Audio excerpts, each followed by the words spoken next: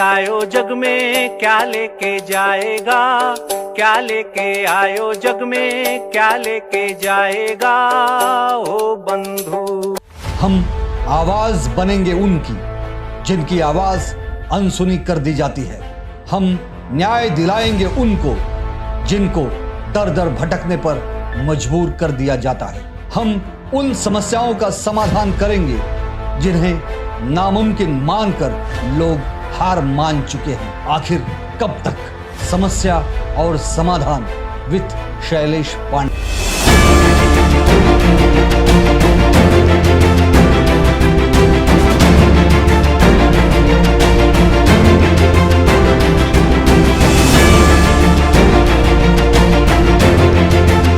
नमस्कार, मैं शैलेश पांडे, आप देख रहे हैं राष्ट्रवाद न्यूज।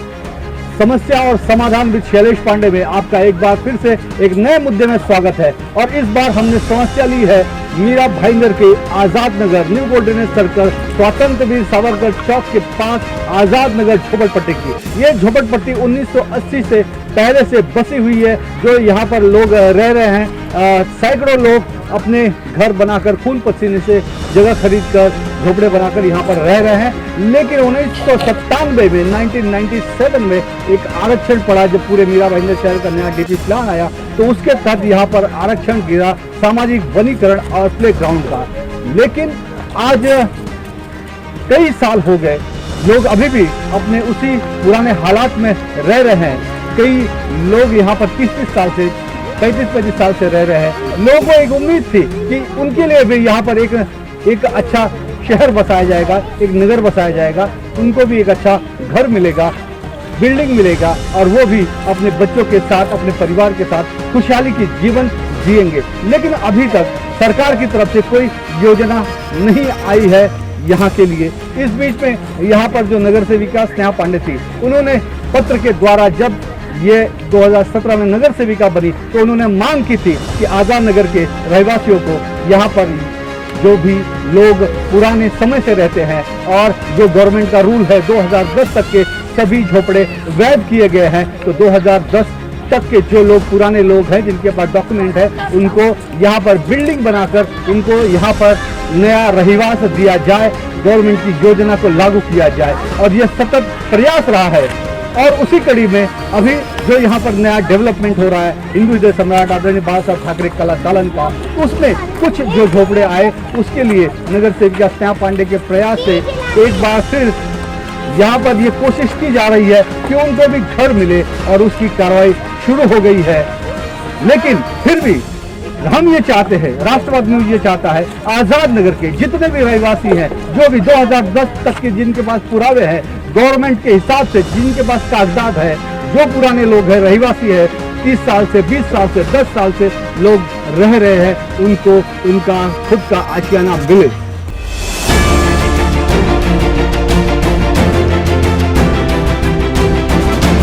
क्या नाम है आपका? नंदा प्रहलाद सुरवसे। नंदा प्रहलाद सुरवसे। कितने सालों से आप रहते हैं यहाँ पे? 2000 से रहते हैं, करीबन आज 20 साल हो गए। तो आप यहाँ पे रहते हैं, तो इसका आपके पास पूरा कागज पत्र, पूरा एग्रीमेंट है, कागज है, पेपर है? अच्छा, उसके पहले से फिर भी बीएमसी ने नोटिस क्यों दिया आपको? आता काय माहिती त्यांच्याच मनामध्ये काय असेल। और क्या तकलीफ है आपको यहाँ पे? तकलीफ ये है कि नाला बराबर नहीं है, बीएमसी का पानी नहीं है अभी तक। तो आपको घर मिलना चाहिए, हमको घर तो मिलना चाहिए। इसके लिए कोई प्रयास किया आपने? प्रयास मतलब अभी जब से जैसा बुला रहे वैसा हम लोग जा रहे हैं। ठीक है, तो आपने आपके सारे कागज पेपर सब जमा कर दिए हैं और आप ये मांग कर रहे हैं कि जल्द से जल्द आपको घर मिले।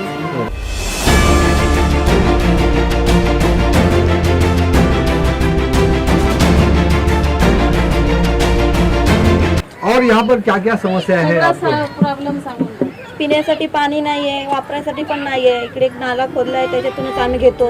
नाल्याची सोय नाही आहे, सगळं गटराचं सगळं मच्छर सगळे आम्हाला त्रास करतात आहे। तो इन्होंने बताया कि किस तरह की यहाँ पे समस्याएं है। और आप मेरे दाहिनी तरफ ये देख रहे हैं कि ये जो गटर है, ये गटर बनना चाहिए, ये नाली बनना चाहिए।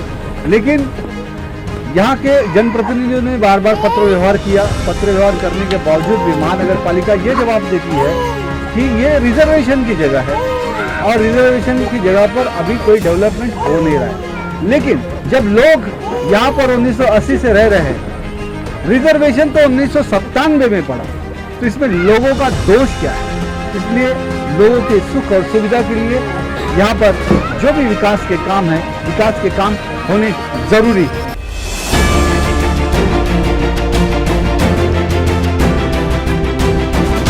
इस वक्त मैं खड़ा हूँ एक ऐसे घर पे, देखिए इतना पुराना घर है कि जो कि काफ़ी 1 से 1.5 फुट 2 फुट तक ये नीचे ज़मीन में, इसको देखिए, दिखाइए ज़रा ध्यान से कि ज़मीन के अंदर ये घुस गया है और सही मायने में। और इसकी ईंट देखिए कितने पुराने ईंटें हैं और ये पुराने रहीवास के लोग हैं और किस हालात में यहाँ पर रह रहे हैं। और इसलिए यहाँ पर जल्द से जल्द इनको नया मकान दिया जाना चाहिए, बिल्डिंगें बननी चाहिए ताकि इनके जीवन में भी खुशहाली आए, उजियाला आए, ये भी अच्छी तरह से जीवन जी सके। ये नाली है, देखिए यहाँ पे, ये सामने नाली। महानगर पालिका ये कहती है कि रिजर्वेशन की जगह है। ये यहाँ इंसान रहते हैं कि कौन रहता है? भले रिजर्वेशन 97 में पड़ा, लेकिन ये लोग 97 के पहले से यहाँ पर रह रहे हैं, तो इनको इनके मूलभूत सुविधाओं से वंचित नहीं किया जाता है, किया जाना चाहिए। फिर भी आइए हम बात करते हैं कि और क्या क्या समस्याएं हैं यहाँ पर और क्या तकलीफ है आपको? यहाँ तो बहुत तकलीफ है, नाली नहीं है, गटर नहीं है, पानी नहीं है, यहाँ कोई कचरा वाला नहीं आता, ना कोई झाड़ू मारने वाला आता। यहाँ बहुत सी ज़्यादा समस्या है। आप कभी से यहाँ पे रह रहे हैं? ये 25 साल हो गए हैं हमारे। 25 साल से ये यहाँ पर रह रहे हैं, लेकिन सिर्फ रिजर्वेशन का बहाना लेकर अभी तक इनकी मूलभूत सुविधा को पूरा नहीं किया जा सकता। तो अभी आपने कुछ मांग रखी है? अभी यही मांग है हम लोग का, मतलब या तो सब सुविधा करके दें या तो कहीं घर दें हम लोग के लिए, अच्छा रहने के लिए। अच्छा नया घर चाहिए। हाँ। तो इनकी उम्मीद, इनकी मांग यही है कि इनको महानगर पालिका एक अच्छा घर दे ताकि वहाँ पर इनके मूलभूत सुविधाओं से वंचित ना होना पड़े, इनको किसी भी तरह की तकलीफ ना हो। और इनकी तकलीफ तभी मिट सकती है जब इनको नया आशियाना, नया घर मिले, जहाँ पर अच्छे गटर, अच्छे रोड, पानी की व्यवस्था, साफ सफाई, तभी ये भी एक अच्छे नागरिक की तरह अच्छी जीवन जी सके।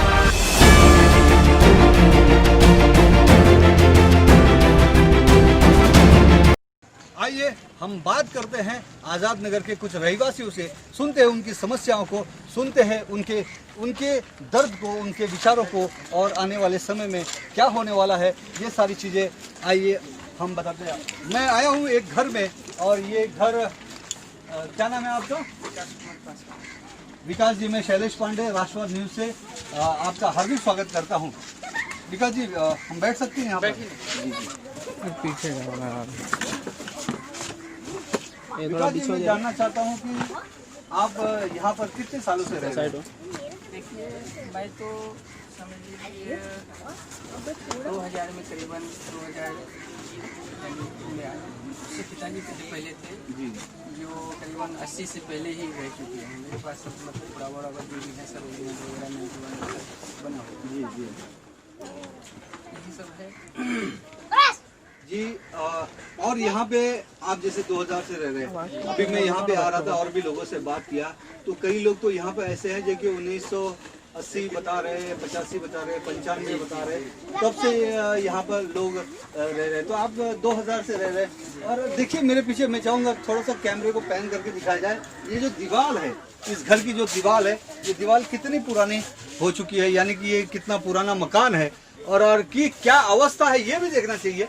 सरकार को ये भी समझ में आना चाहिए कि इतने पुराने घर हो चुके हैं, जमीन के नीचे चले गए हैं, इनको कई दिक्कत होती है, कई सामना, कई और क्या क्या दिक्कत होती है इस तरह से यहाँ पर? बहुत सारी दिक्कत है सर। अभी आपसे क्या बताऊँ, इधर जो भी है पानी का सबसे प्रॉब्लम है जी, फिर बाथरूम का प्रॉब्लम है जी। आज तक हमसे कोई पूछने के लिए नहीं आया कि भाई आपका पानी का कनेक्शन है कि नहीं है, या आप पानी में डूब रहे हो कि नहीं डूब रहे हो। तभी आप ही आए हैं बारिश के टाइम में, नाला ये सब करके दिए हैं। बाकी तो यही सब है और क्या बताऊँ आपसे, समस्या पे समस्या है। जी, तो अभी उसके लिए आपने कभी आपके नगर सेवक या सरकार के पास आप गए कि इसका, क्योंकि देखिए अभी सरकार ने तो बहुत सारे जगह पर 2010 से जो पुराने हैं झोपड़े उनको लीगलाइज किया हुआ है, और बहुत सारे मुंबई में भी और ख़ास तौर से कई योजनाएं शुरू हुई हैं झोपड़पट्टियों के लिए। तो यहाँ झोपड़पट्टी की योजना शुरू हुई, इसके लिए आपने कोई प्रयास किया? नहीं सर, ऐसा कुछ हुआ नहीं है। और हम लोग को तो एनी टाइम जो भी आता है सिर्फ हे तो उल्टा का ऐसे ही होता है। तो विकास जी, आप आपके यहाँ के नगर सेवक या अधिकारियों के पास गए कि यहाँ पे कैसे विकास हो सके, आप लोगों को कैसे घर मिल सके? जी सर, मेरा जो भी हम रवि सिंधे चाल वाले जो भी हैं सोसाइटी वाले, हम सब लोग मिलके मैडम स्नेहा पांडे के ऑफिस में गए थे। सब लोग मिले, सब कागज पत्र सब करके उन्होंने हम लोग को आश्वासन दिया कि आप लोग घबराओ मत, मैं कमिश्नर साहब से बात करता हूं और आप लोग को जो भी है घर के बदले घर दिया जाएगा, इसके मैं पूरा वो कर रहा हूँ। जी अच्छा, एक बात हमने ये भी पता लगाई कुछ कागजात के माध्यम से कि ये जो कुछ जगह हैं आज़ाद नगर में, कुछ जगह ऐसी है कि जहाँ पे पहले से झोपड़पट्टी है, लेकिन उसके जो TDR है या DRC है वो किसी दूसरे बिल्डरों के नाम पे महानगर पालिका ने दे दिया है। ये विषय क्या है आप? अब सर देखिए, हम लोग कामकाज वाले हैं जी, हम यहाँ कामकाज बैठे हैं। अब किसने TDR उठाया, कैसे उठाया, क्या उठाया, वो अपने को मालूम नहीं है। जी जी, हमारा कागज पत्र चेक करिए, फिर उसमें जो भी होता है हमको आप बताइए। अब TDR के मैटर में मेरे को खुद नहीं मालूम कि TDR क्या होता है, किसने उठाया, क्या किया, ये अपने को मालूम नहीं है। लेकिन उठाया गया है ऐसा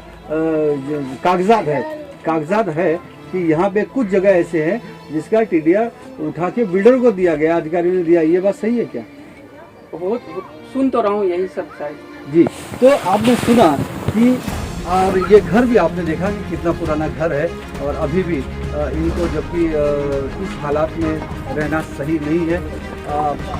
हम यही चाहते हैं, राष्ट्रवाद न्यूज़ यही चाहता है कि जल्द से जल्द इनको अपना खुद का मकान मिले, और जिन लोगों ने इस जगह का DRC TDR उठाया है महानगर पालिका के अधिकारियों के द्वारा भ्रष्टाचार करके, उसका भी पर्दाफाश होना चाहिए। और जिनको भी गलत तरीके से DRC दी गई है, TDR दिया गया है, वो TDR वापस लेना चाहिए। कहीं न कहीं महानगर पालिका का किसी भी प्रकार का नुकसान नहीं होना चाहिए। जिन अधिकारियों और जिन बिल्डरों ने मिलकर ये विश्वासघात किया है, ये षड्यंत्र किया है, ये स्कैम किया है, घोटाला किया है, उन पर भी कठोर से कठोर कार्रवाई होनी ही चाहिए।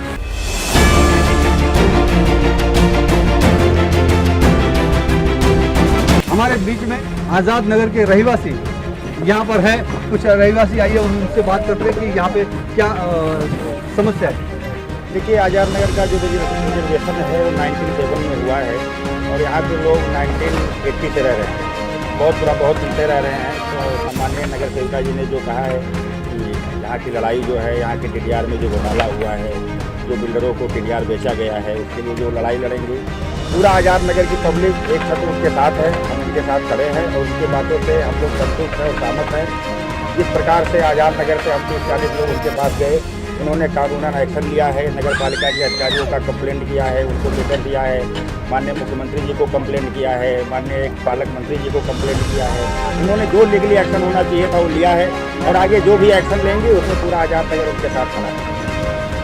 और अगर जल्द से जल्द कोई महानगर पालिका आपके हक में निर्णय नहीं देती है, तो आने वाले भविष्य में आप क्या कर सकते हैं? तो हम सभी TDR घोटाले के खिलाफ आज़ाद नगर अपने हक के लिए नगर पालिका के सामने माननीय नगर सेविका के अगुवाई में धरना प्रदर्शन करेंगे।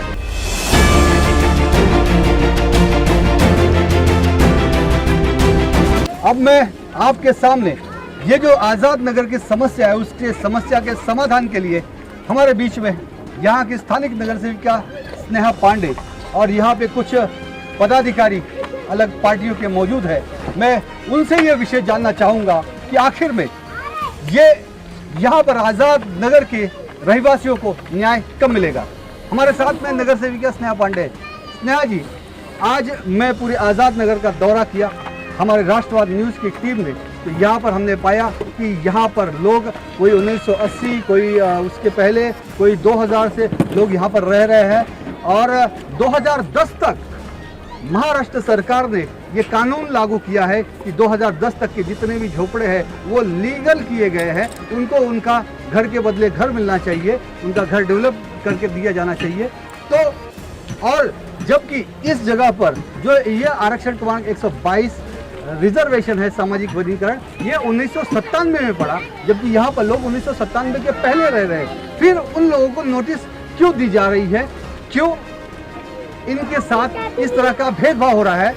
और कई जगह पे तो रोड भी नहीं है, गटर भी नहीं है, अनेक समस्याओं का सामना करना पड़ रहा है। तो आप यहाँ के स्थानीय नगर सेविका होने के नाते आप इस समस्या का समाधान कैसे करेंगे?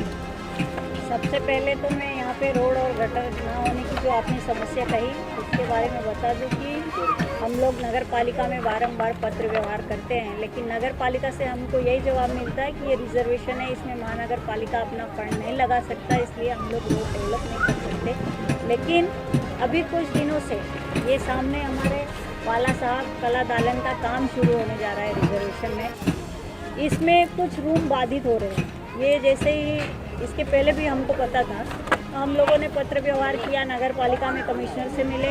कमिश्नर साहब ने हमको बोला कि जो लोग पहले से रहते होंगे, जिनके पास कागजात होंगे, पेपर होंगे, उनको हम रूम के बदले रूम देंगे। लेकिन कुछ दिनों के बाद फिर से वो ठंडे बस्ते में विषय चला गया था।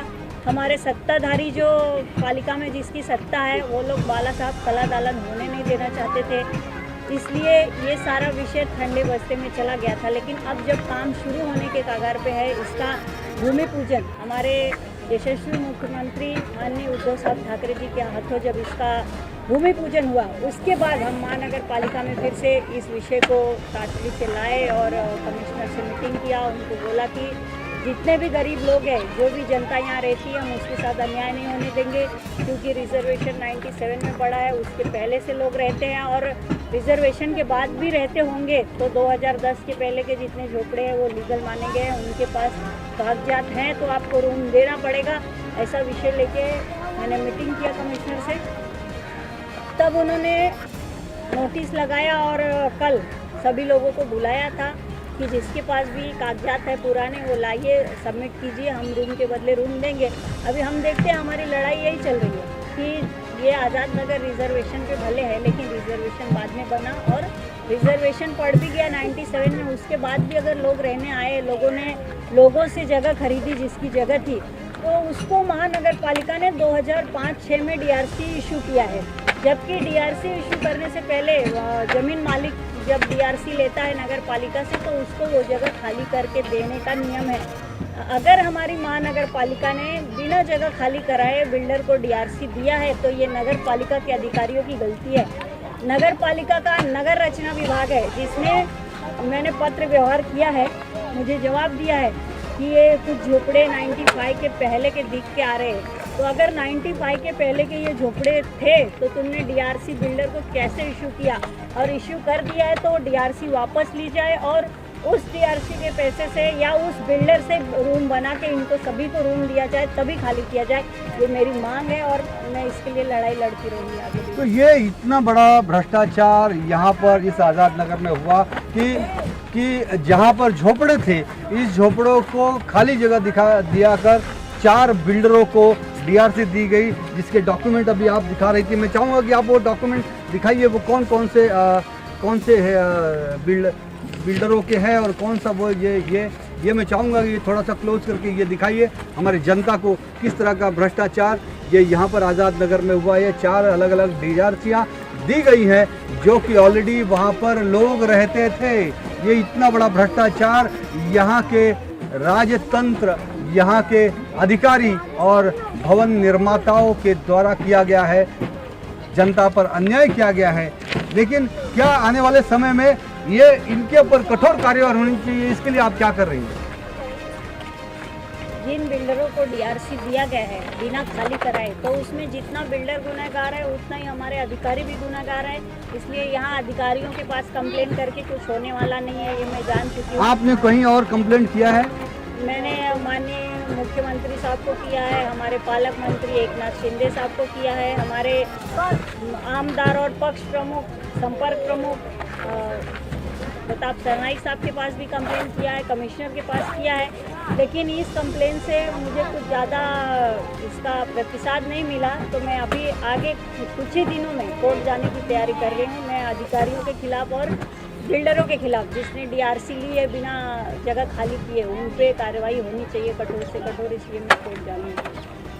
तो ये नगर सेविका स्नेहा पांडे थे जिन्होंने कहा कि जो ये घोटाला हुआ है, भ्रष्टाचार हुआ है, उनके खिलाफ उन्होंने मुख्यमंत्री आदरणीय उद्धव साहब ठाकरे जी को कंप्लेंट किया है और उन्होंने एकनाथ शिंदे जी, प्रताप सरनाईक जी आयुक्त को कंप्लेंट किया है, लेकिन अभी तक कोई कार्रवाई नहीं हुई। आने वाले समय में वो ये विषय लेकर आज़ाद नगर की जनता को न्याय दिलाने के लिए वो कोर्ट जा रही हैं।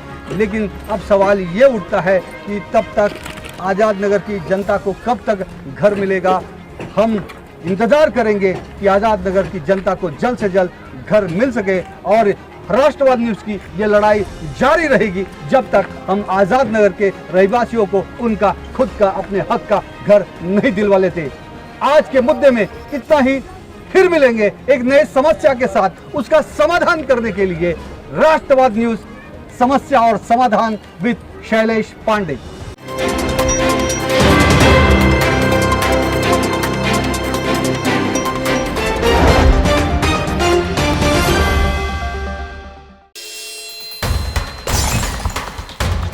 दास्तान अपराध के, खुलासे साइबर क्राइम की, घटनाएं आतंकवाद की, दिखाएंगे घोटालों का कच्चा चिट्ठा, खोलेंगे भ्रष्टाचार के राज। बने रहिए राष्ट्रवाद के साथ। The scandal.